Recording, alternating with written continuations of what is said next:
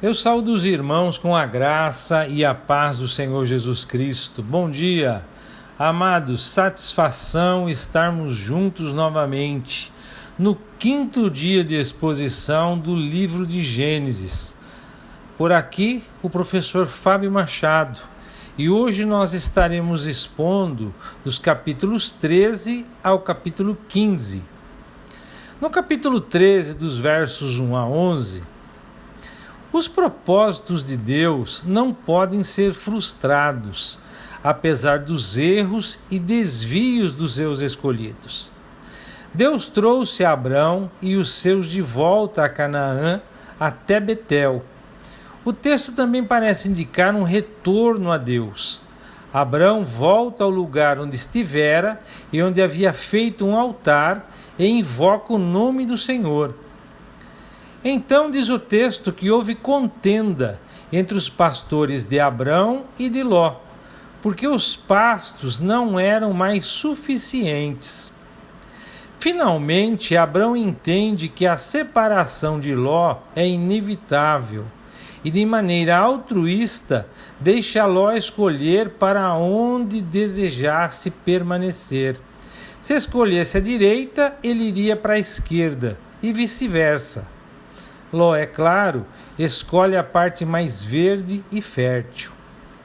Dos versos 12 ao 18, depois que Abrão separa-se de Ló, o Senhor reafirma o pacto de que aquela terra seria dele e de sua descendência para sempre, e de que sua descendência seria numerosa como o pó da terra.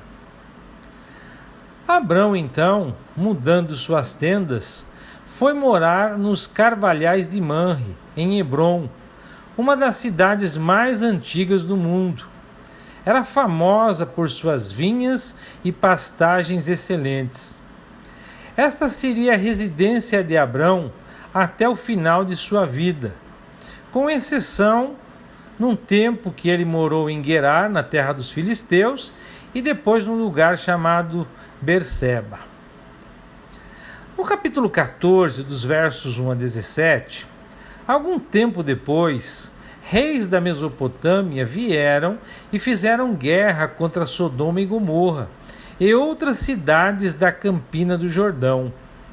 Ló e o povo de Sodoma foram levados cativos e seus pertences saqueados. Assim que Abrão foi informado, reuniu 318 homens e com seus aliados, os irmãos Manre, Escol e Aner, foram ao encalço daqueles reis.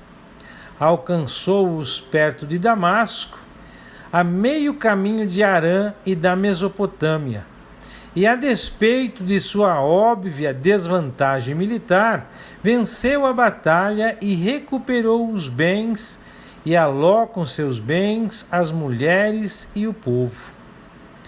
Dos versos 18 a 24, voltando do resgate de Ló, Abrão passou por Salém, que é Jerusalém, e seu rei Melquisedeque, que era sacerdote do Deus Altíssimo, veio ao seu encontro, trazendo-lhe pão e vinho, e abençoando-lhe. E de tudo Abrão lhe deu o dízimo.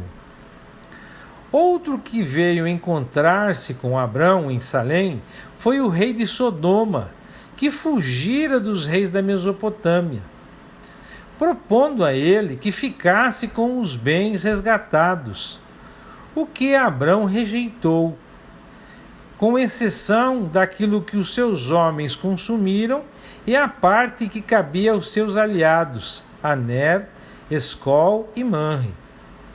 Aquele que no Egito sucumbiu às riquezas facilmente adquiridas, havia mudado muito.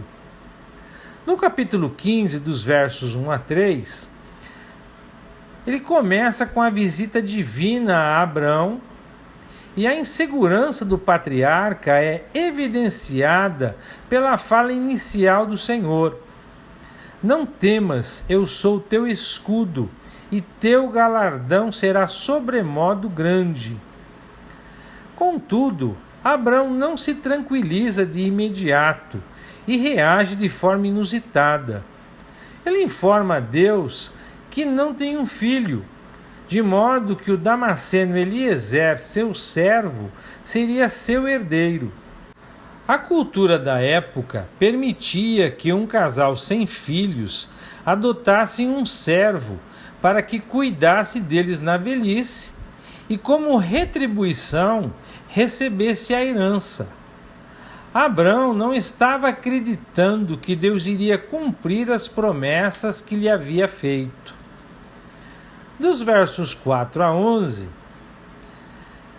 ainda que na desesperança de Abrão, Deus reafirma e garante que ele ainda teria um filho. Agora, não somente com palavras, mas também com ação.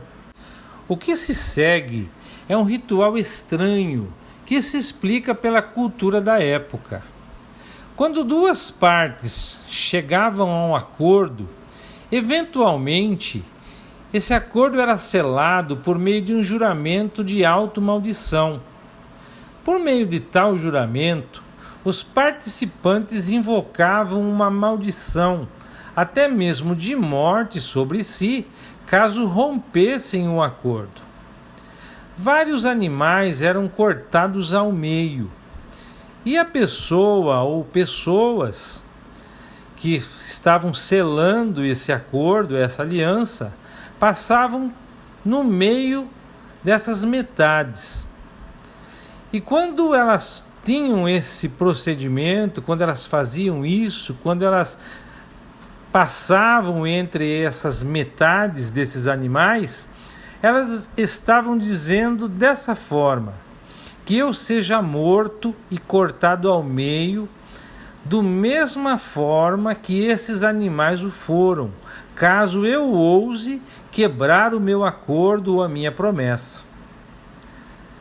Dos versos 12 ao 21, surpreendentemente, é o caso de Abrão, porque nesse caso somente Deus é que passou em meio às partes, sob forma de um fogareiro fumegante e uma tocha de fogo. Imagine você, Deus estava dizendo que se ele não cumprisse a promessa, o acordo, o pacto dele com Abrão, poderia ser morto como aqueles animais. Aqui, a palavra aliança é usada pela primeira vez em relação a Abrão. E agora, Deus cita os limites da terra prometida. Aquela terra que seria para a descendência de Abrão. Os limites dela seriam o rio do Egito ao sul, até o grande rio Eufrates ao norte. E assim, amados, nós terminamos a exposição de hoje. E eu gostaria de deixar para a meditação dos irmãos o capítulo 15, os versos 17 e 18, que narram como Deus selou a aliança com Abrão. É muito interessante percebermos que Deus faz e sela suas alianças com os homens, e Ele mesmo garante o cumprimento delas, apesar das inúmeras falhas humanas. Que todos nós possamos sempre nos lembrar que Deus nos ama, apesar de todas as nossas limitações, e que temos uma aliança eterna com Ele, por meio da nossa fé em Jesus Cristo. Que a nossa gratidão a Deus por esse ato tão maravilhoso, esse ato tão glorioso de misericórdia, de ter nos concedido Jesus para ser o nosso Salvador, que essa gratidão possa ser manifesta através de um dedicado serviço cristão. Que o Eterno os abençoe e até amanhã, se Deus quiser.